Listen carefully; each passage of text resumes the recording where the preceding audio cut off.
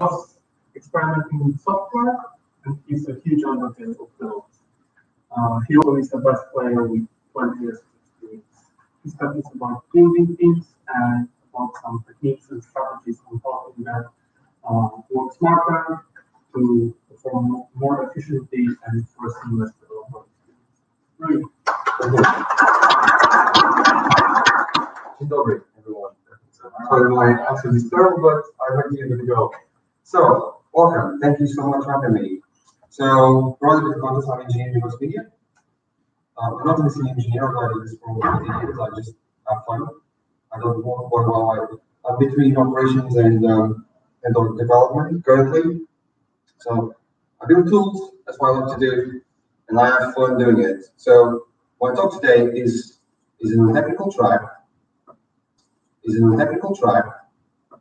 But most of it is focused on non-technical aspects of the delivery technology. So this is fully technology agnostic, language agnostic, all your favorite unicorn agnostic kind of thing. Because to build an effective technology team, in order to develop technology and make good use of technology, there's lots of things you need to get it right in order to be successful doing it. So I think I want to share some of the experience we had, and hopefully you guys can build your teams and bring something good to your teams as well. And actually, I want to provide us all 12 tips. And on all those 12 tips, there's one, if you get that one right, that will change your career completely. I hope that changed my career and hopefully change yours as well. So, let's crack on. So, on purpose, I scratched DevOps, because DevOps title is the big buzzword. So DevOps is not a department, spoiler alert. DevOps is not a team name, it's not a career title. DevOps is a cultural movement that brings on principles, and translated agile obviously as well. But in general terms, the focus is technology, this track. And this is not about DevOps team, it's about any technology team. Okay? Because if you want to build a proper team, as you are an individual, you are part of your team. Your team will be an individual of your technology department, will make the entire technology team to work well. Okay, so classic, just giving it on before actually we start with the real stuff is, at the very end, what we're going to do is collaborate with each other. We all have responsibility. This is a very traditional model. And by the way, I could just flip the words. Work fine or not, development problem like that. You can just choose your flavor, because it's a reality. In some cases, our attitude towards problems as engineers is, this went wrong, we blame someone else. Or, it's not my problem, I want holiday, I want to go home, that kind of thing. But DevOps is just a word, it's just a buzz thing. DevOps itself is being done before the term existed. Companies doing this stuff for years. There's a lot of buzz around it, and I want to focus on what actually really matters, or what actually is really important. And I want to set a scene that doesn't matter what the form you adopt. What matters is what principles you adopt as a company, and what values you choose to follow in order to build a good company, good technology company, good teams. Because every individual, every company has their own journey. We are all different. We are all different cultural backgrounds, interests, personal interests, tastes, etc. So we are all different. So we need to embrace that. So let's get to a bit of why I say this is. We need to focus on a really important thing, because I could bring concepts like, hold on, what is actually DevOps? And there's a really nice qualifier that says this is DevOps, and I like it. It's great. It's one of them. And someone came out, oh, this is another cool one, but it's pretty much almost the same thing. But someone flavor, someone registered, someone published a book, someone did nice talk about it, and why on YouTube? It's still valid. There's a lot of learnings there, and obviously there are other types of ways to approach it, demonstrate it. It's called the flow, the infinite aspect of people collaborate, and that's all important. And truly, I encourage anyone to learn this stuff. and to see how these bits can incorporate your teams and can facilitate doing work. But I can use any of this or replace something like this, the unicorn on the format, pretty much. Sorry if I offend anyone. But literally, this is the kind of thing is, what is actually DevOps? A lot of people try to get the buzzword, let's build DevOps teams, let's call it part of DevOps. And suddenly, all our problems in collaboration are solved because we call DevOps our department. So, hooray, now we are truly DevOps. We can say to our customers, to our peers, I work on the DevOps team. And everything is awesome, which is not. Because DevOps can be really complicated to grasp in the sense that it involves loads of things as a culture aspect, how this change in collaboration, your teams, your department. But ultimately, if you try to run a company that has 20 to 40 people in your technology department or more, and suddenly you have a guy talking about these things, let's change the world, let's try all these things, and let's do the world. And first, you scare people because actually there's a lot to it than just buzzwords. This is just a cultural change you want to shift. There's a lot of principles and scenes. I'm saying agile, if you look at the agile principles and the agile manifesto, for example, and even the authors of the agile manifesto, they say people are getting onto drone. Agile is all about I'm agile. No, you're not agile.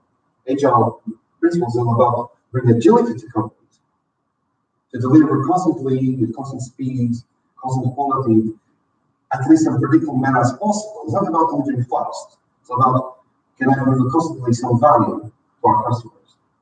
And sometimes our customers, spoiler alert, can be your own internal teams that need some sort of support in order to drive the customer benefit faster as well. So it's not just the customer facing stuff. So all this is fine, but it's too scary. Just too scary. It's valuable. We should learn it. We should embrace it. But it's too scary. I would never start this way. So what we want to do is we want to build effective teams that are passionate, they have fun, they seek best practices, they seek to learn, and they will go back to all these things, and they will pick up what makes sense on their journey of the path where they are. Because all the teams have great teams. Sometimes it just needs fine-tuning, because teams are made of passionate people, and how do we make that work together? That's a challenge. So the bottom line is, and this is why I believe, and this is what I've been allowed to believe in the last few years in the company I'm in, which is NewVoiceMedia, is being in a culture where we constantly have the opportunity to learn. So for me, what is the most important thing that defines everything else, and which drives everything else, is the fact that embracing a culture of learning, working together and getting stuff done, is actually the most important thing. If you have fun doing it, you have joy doing it, you go to the office, you like what you do, you like to have a coffee with the guy next to you. And doesn't mean that you agree with everything he says, neither he agrees with everything you say, doesn't mean you might like pink, you like orange, doesn't matter. It's all about the joy of going to work and being able to learn and having fun learning it and delivering value. Because ultimately engineers like to deliver value and see people using what they build.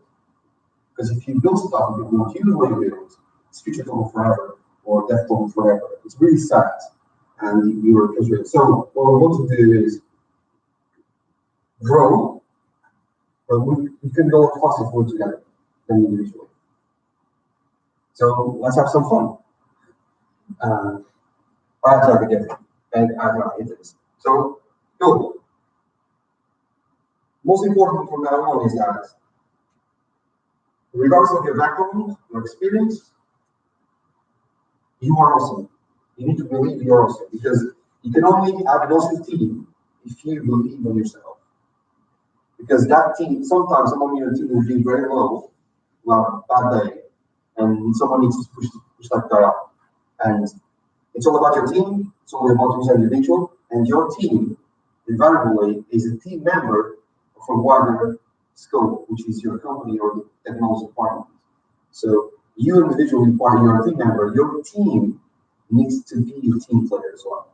So my talk is all about that. It's all about how to build an effective team, that they are, as a team, they also are team players, and they build up the company.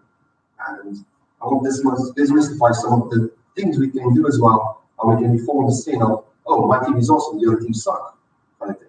Or we don't do all the cool things, all the other guys don't do all the rubbish things, that kind of stuff. And that is not being a team player. Okay? So, let's crack on. So the next slide is the most important thing. So 12 principles. Some of them are cliches, I really don't care, but some of them are technical. So often them are not technical, and often is technical. But the most important one is the first one. And if I had learned this 10 years ago, my career would be different. I might have also shown. So, I don't know. Maybe. So this is the most important thing you need to remember from today. Positive intent. So what's this? Most of you know, but let's talk about this. Positive intent is assuming that when someone disagrees with you, or has an interview, or made a decision, and you didn't agree on, or that person actually was wrong by your own perception, or you might be totally right. Is assumed to hold on before exploding and going to tears, or shouting at another person, or going to say to the guy, that guy, he's really rubbish. Try to understand the context, what that interaction, what was happening there. Try to understand the context. Don't start defensive, because invariably you might actually miss the context, and you actually are completely wrong, and you literally got super negative or super down, or even just assume that people are well-intended, because generally they are. Sometimes they don't look down because they have other communication difficulties, they don't have the right communication skills. Sometimes it might be the case that they're a cultural barrier, you might be using an expression that might not be, you might be meaning something in one country as another country, and you get it wrong. You can unfortunately, you can actually have someone say something in London that on North is really offensive, or is not, doesn't suit you very well. Every language has this barrier. The positive is all about understanding of people's attitudes, not necessarily, although they don't agree with them. Understand that probably that person actually didn't want to hurt you. Actually, the way the person is based on the context, the situation, and that actually the person didn't mean any harm. It was voluntarily with the intention. So positive intent is literally, for me, if you get this right, and I'm learning this, we need to learn this. Because as more experience we have, as more we think we know, that's the first point. And that is can get our way. So we're talking about building really effective technology teams, so KickassDevOps teams. Obviously, this is an agile conference, and I can't stress how important this is. In order to be successful in a team, technology, because your focus is technology, there's a lot of stuff as part of the process of technology that is important to happen. There's a bunch of ceremonies, processes, communication, product owners, product managers, and a lot of people that if you doing engineering work, sometimes CTOs and other people, etc. All the kind of people that are important, they are really important, but you need to have a good Scrum Master. You need to invest on that. I'm not talking about situational Scrum Master that just knows the ceremonies and the Scrum Alliance certificate. So therefore, it's awesome. No, I'm talking about someone that no longer does the ceremonies that anyone can do in general principle. It's the person that knows how to guide those ceremonies in the right time when they're needed, right one, perspective, etc. Or someone that's actually knows how to steer the team when there's a bit of conflict. He knows how to pull the handbrake. Let's discuss this tomorrow, not today. Or we don't have enough information. Let's try to get to the stakeholders. Let's try to get a real sense of reality. Let's bridge this connection gap, because ultimately we want engineers to be effective building things and doing what they like to do. So, but that also does mean that a good Scrum Master also surfaces the concerns on a good way, in a way that the engineers can be heard, and they can be listened, and they can actually be more effective working. Because ultimately, we want engineers to be happy doing what they do best, which is building things, fixing problems, complex problems. But they need to be peace of mind, they need to have freedom as well. So a good Scrum Master does all the the traditional Scrum Master team, which is important. But more than that, he shields the team, he protects the team, he steers the different people around the team to work better, and also says to the team, look, you guys are doing the wrong thing.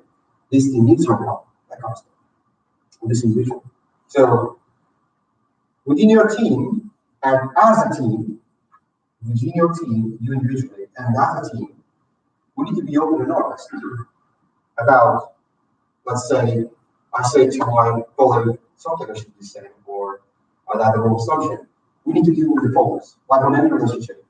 We need to be very honest and open about I have this all the time. So last few years with NewVoiceMedia, where someone came to me, Rui, this thing you said was really bad on that context.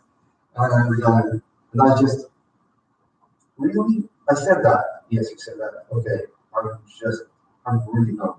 And that, being honest, choosing the way you be honest as well. Choosing the context, the group, the space. Because being open and honest is not just on the canteen where everyone was. Look, that thing you did was, no, that kind of stuff. We need to understand the space as well. Because ultimately, we don't work alone, because we are not alone. And individually as a team, talking about the scope of the team, the way we do pairing, we do code reviews, the way we try to move programming eventually, the way we work together as well, because in order to be a good team for the team, department, company, to achieve results, we need to be a team and we need to work together. So let's say this guy is the guy that does all the unicorn code, for example. I only he knows about unicorns. And if the guy goes another day, no one knows about unicorns, and now the unicorn is pooping, for example, and no one understands because it's supposed to put only a big guys, and the guys are only that person has the knowledge. So pairing, code reviews, I was in the team for 3 years that we did some kind of mock testing. Doing like code reviews, like everyone, like 4 or 5 months in code review, even a Scrum Master. Great experience. You should try it. It's really interesting. It's not about making things, it's about learning together, it's about discussing ideas, different people. And ultimately, because your team is part of a greater team, don't forget other teams need your help. You need those teams because you don't know the entire scope of what you're building. Because if you work with like NewVoiceMedia, it's huge. We have loads of stuff. We have over 1,000 instances on Amazon. We have loads of systems and small things. No way, even I'm on the company for 3.5 years, almost 4, I know what's going on every single day. It's impossible. It's not feasible. You can't cope with that as a human being, unless you're a superstar. But that doesn't exist. Everyone has their own flaws and they can't figure out everything by themselves. So one of the biggest flaws we saw in modern corporations these days is the risk of superstar teams becoming isolated. And the same way you have a superstar developer that is isolated a team, siloed on a specific specialty that knows about unicorns, you can have a risk of having teams that do the same thing. And then the teams that are privileged, they do all the good stuff, or they expand first everything else. So we need to be careful about that because we need to find a way to scale that knowledge and share that knowledge more. It's very important because the same way an individual doesn't know everything, the team doesn't know everything. And as in that sense, it's very fundamental principle. And that kind of turns to you need to be able to help other teams individuals. So there are these kind of paradigms, some companies where they still believe that if you're the team that does feature A, you don't talk with anyone else, you don't help anyone else. Or if you're on this team, you just work on the stories of this team or the work of this team. Why on earth is that? When you have someone that can help another team to do in the morning what they probably take a week or 2 to figure it out because they don't have the experience of context. So it's very important if you want to build good technology teams to share knowledge, to share people, to share challenges and problems as well. Because ultimately, a team is an individual of a bigger picture. And that bigger picture will drive the company's success. So, another principle is when we build a good team, something that, and these next few 2 or 3 principles are applied based on the same context, is people likely to do their best. Remember the first one? In positive impact. An engineer doesn't build crap code because he wants to, or unless he's has something really wrong with him. Is the job if people do that. I don't honestly believe that. But one of the biggest problems people has is we need to balance what is right and wrong between the team and the department, but also we need to be allowed to think. We need to think and allowed to think. And this is where a good Scrum Master helps a lot when there's a pressure. I need to do this now, and this is delivered tomorrow, and we go back, we show the team, let's think about this. Let's think about this. What is the implications? What are the unknowns? What are the things that we might think that's going to cause failure? What are the things that can actually derail this entire idea? So thinking is allowing people to think. Your team knowing how to defend, I need to think. Don't ask me for an answer now. But yeah, how much are you going to take? I don't know. I need to talk to the team. We need to discuss. Because ultimately, I think you might be the guy that there's a guy that knows all about that stuff. He's like a ninja. You need like a cable with synaptic connection to dump his information. That guy might have an assumption, but discuss with the team because it's important because you're going to make a commitment, okay? And that commitment can have implications. And saying that is don't buy cheap, don't accept cheap. So sometimes I just think, we went to another team and ask, oh guys, I need to put this on this platform, blah blah. Yeah, we can do it this way, but if you do it this way, it will be a lot quicker. Right. Okay, that's fine. How hard is to change? We don't know. Because it's hard. It's hard. I don't know. So everything has consequences. Everything has come over time. Because when you build a stack over the years, and you're talking about technology, it doesn't matter what kind of stack it is. Every time you make any, I'm not saying we don't need commitments and compromises, some bits, it's compromised a bit, is that it's really easy to fall in sin down and be quite cheap. And the consequence of that is a really difficult maintenance burden and unhappy people.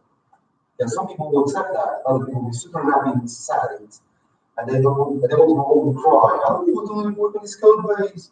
I don't want to do this. I don't want to fix this problem because it's too difficult to grasp what's going on. This is very important. And diving into the technology aspect of it is a good technology team who is really effective is a team that embraces automation since the beginning. Someone goes to their wiki page and they do vendors up, for example, if you use Docker, and the entire development stack spins up. They can work with the train offline without internet. And they can debug stuff, they can run the stack, they can test stuff.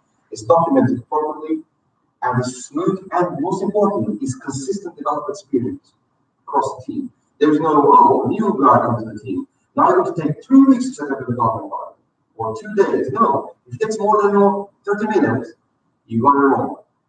I got to direct you. If you take more than 10 minutes to set up your project to run, to be ready to debug, you got it wrong.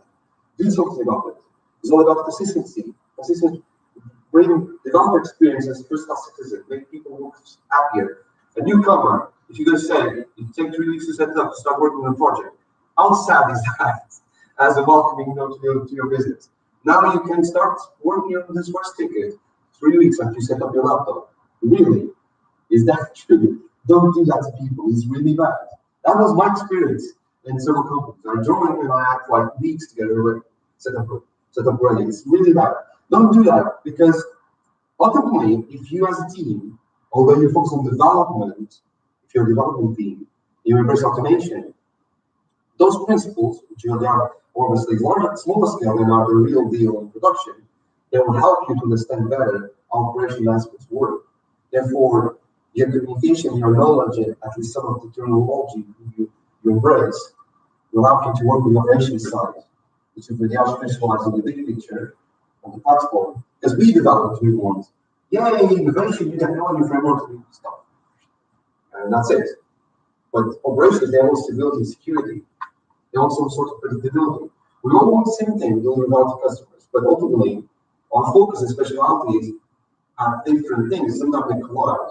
but not necessarily need to collide. You can actually find a sweet spot. And if your team embrace automation from a developer perspective, that means not only you got people better, but if 6 months were done on someone needs to maintain the project you did, and if you remember how to do it, it's proper. It's just easy to debug, and it's super simple. So, measure everything, monitor everything. Distributed systems exist for years. They ages. These things exist for years.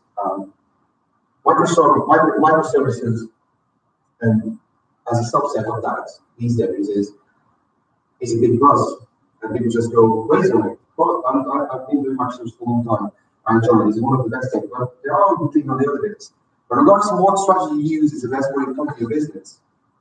If you don't measure, you don't monitor, from development from your test files, you lose the precious feedback, you lose the precious ability to detect problems earlier. Why can't you detect a problem on your staging files or your development? And you just change this query and you immediately know it's done, for example. Very important. I've been on a team for 3.5 years. I moved recently where part of the success was about how extreme we went on monitoring and being so passionate about data. Not the customer data, the data that runs the customer data, that the platform, that and all that stuff, and being able to predict problems, to get alerts on it, to fix things before they actually become difficult to fix. That kind of stuff. Another principle is on technology teams and more focus on development is, and this only not only for development is applicable, is that there's this thing that we throw stuff on the other side of the wall, and there's a guy that tests the stuff I do, even if I don't say how it's tested. That is really old school. Don't do that anymore. Everyone tests. Test engineering is like a specialty, like in front-end engineering, back-end engineering, whatever. You might be specialist in one area, but everyone tests. Everyone, if you don't know how to explain to a guy how you test it, I mean you didn't test it. Because if you know how to explain, because you didn't. And this is very important. Everyone embrace this. It's not that guy's responsibility. What that guy's responsibility is that he guarantees that I'm doing good test practices. That's what he do. And he's teaching me, he's governing that, he's helping that. The same way you can grab code and then dog on that kind of thing as well. Find their own ways I can test, etc. Obviously, the right tool documentation. If you don't document the stuff you do, and you go through this journey of large scale, and you move to microservices, for example, what happens is you want to have a project that will have maintenance like 0 for months or years. They'll be running there, like a container somehow, and one day they'll die. They'll be out of patch, hopefully, but something will go wrong. For your own sake, because your memory won't be perfect, or because by the company or whatever. Hopefully not, but make sure you write clear documentation, because when you do that, you're also teaching people. You also collaborate into that culture of learning. Because when you write down documentation, you're forced to think, and you'll find bottlenecks, you'll find things you missed, and you find opportunities to improve as well there. And most importantly, you're saying to people, I care about the perception of this outside world to what my team does. Because overall, this is one more important than part of the big picture. That's very important. And the final thing I want to share is very similar to the first one. That's a very important principle. But this one is the one people don't like to talk about. It's very easy to talk about success. And I'll also do that thing, ABC. And that's important. We should share success. We should share success not because we are awesome. We're not awesome. Not my team only, myself. Everyone is. We're not better than me. But most importantly, because sharing success is an opportunity to reveal to people what's going on around them. Because if you finish your work on your team and you just deliver the value was delivered. But people were not aware of what you did. And they weren't aware that probably you did something that they can benefit from in the next bit of work you've done. For example, you guys on team A created like an amazing structure to test containers, smoke test live services, and that was approach was a different approach. But if you didn't share that, other teams can't benefit from that. Because they don't know what you did. They know the feature was finished. But you went to a journey to get that stuff out. You were very proud of it. Share that. And the most important, share the failures because you don't have. Doesn't matter if you have 20 years of experience and you actually have more problem with failing big time as much as you have than a junior guy. Because you're going to take more risk because you trust it on your experience in most cases. And sharing failures is very important because not only failures, and you saw Ashley keynote, failures are a drive to change for improvement, for building tools, the right tools, to solve the right problems. And sharing failures also makes people to see how open your team is. And if you don't share the failures you have in your team, there's this thing that you're also hiding. It's like in a relationship. You're hiding your worst parts all the time. That sometimes will expose your face sooner or later. So this is very important. And I was just about how these two extremes, both of them kind of more soft skill aspect, and the others more about the technical and the execution aspect, is because the technology you use doesn't matter. The technology you use, as long as trust that teams are using the right things for the right job. It's not about technology and percentage. This is better than that. Stop doing that. Just choose the right tool for the job. The tool that you feel the reason that is agreed and people think is good for the business is be mindful that you work with other people. Positive intent is fundamental, and sharing your journey all the time, or constantly, is a fundamental principle to go into the team. Because if you do that, your team is going to be recognized. The most important recognition is the benefit your team will bring to others around them. And apply that to yourself, apply that to others, and you're actually building a very effective team. Because that team will be successful delivering constant value. And when a challenge comes up and you need suddenly fix something or grab a solution for an unexpected problem, that will pay off. It's very important. That's pretty much. Yeah, this is it. Thanks so much for listening. Was the one that's most important for you? The positive intent. Yeah. This is the number one. This is the most important thing. I wish I learned 10 years ago. It is what it is. We have different views, different perspectives of experience. And the fact that someone disagrees with us or say something we don't expect, that doesn't mean it's a bad thing. We just need to dive into understand what was the message. And finding out how to do it is what's very important. Because we all, as more we go in terms of experience and leadership position, as more that will we have the risk because we all for success. Pretty much. Could you describe the Scrum Master overview? Yeah, so interesting. So I'm going to ask that question, but a good manager and a good Scrum Master doesn't need, or the technology team doesn't need to be a technology person. That's what first thing I want to say. Because I work with many Scrum Masters, the best, and NewVoiceMedia has a culture of building good Scrum Masters. That they are Scrum Masters by definition of the trade and the kind of certification, blah blah. But they are Scrum Master is about a psychology aspect of it, dealing with the people aspect as well. But in terms of technology, bringing a Scrum Master to a code mobbing or test mobbing session is good because that person sees and observes how they move together and observes the way they talk with each other, the way they react to changes or opinion on the context of what they daily basis. They don't need to understand codes at all, although it's good if they do. It doesn't matter. It's more about they learn how the people work together and they bring that and they want to do to a retro annual one or the normal retro they do. They use that as a tool, what they learn from those sessions, as a tool to deal with the friction points. Because ultimately, when you do retros, that's the purpose of, okay, let's see what we did. Great, let's celebrate. Fundamentally, let's just go back and see what we really do. And then we have context on what is the real hands-on daily work with guys to help the Scrum Master develop a lot more. And if I work with two Scrum Masters that do that, and Martin Frank, one of them, is what I call a rockstar Scrum Master. He's a person that is capable of being on the although he was a developer. He's on that session, and he doesn't put opinions on it. He just might ask questions.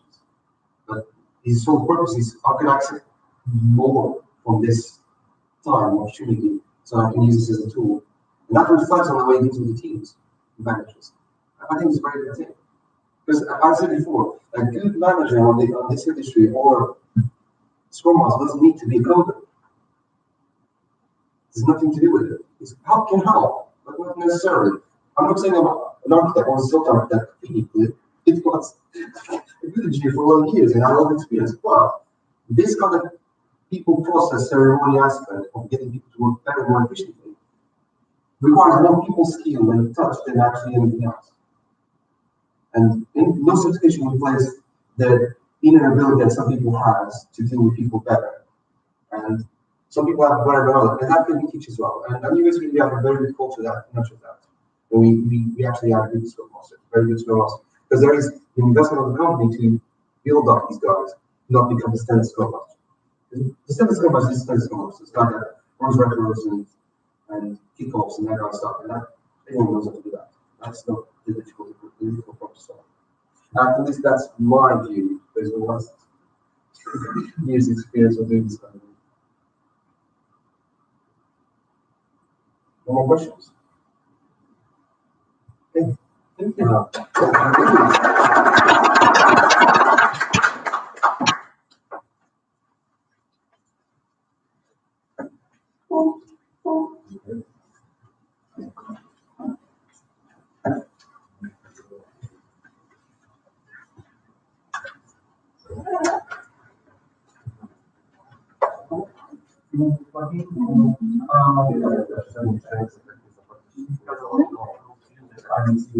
Yeah.